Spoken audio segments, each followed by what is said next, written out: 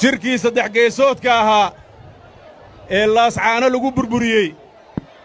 ee haddana la rabo puntland in lagu burburiyo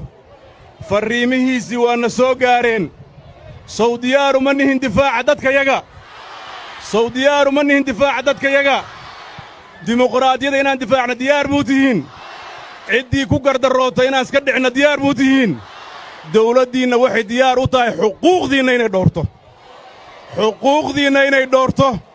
oo aysan cidna uga gamban xuquuqda dadka reer puntland iyo dadka soomaaliyeed leeyihiin waxaa maanta caddaatay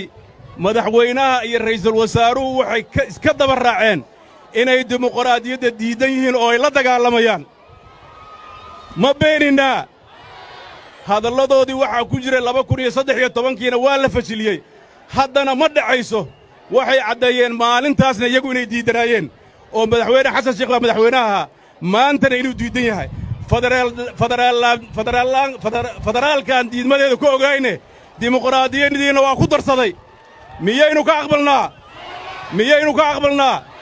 cidna uga ka aqbalin mayno xuquuqda dastuurkana siiyey oo aan xaqa u leennahay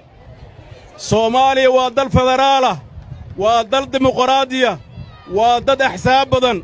waa dal dadku inay madaxdooda doortaan dastuurkooda ku dhigan tahay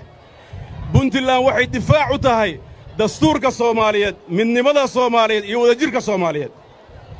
waxaad og tihiin maalintii maalintii la samaynaayey diiwaangelinta isku maalin baa dagaalku wuxuu ka bilowday garoowe iyo laascaanood soo ma xasuusataan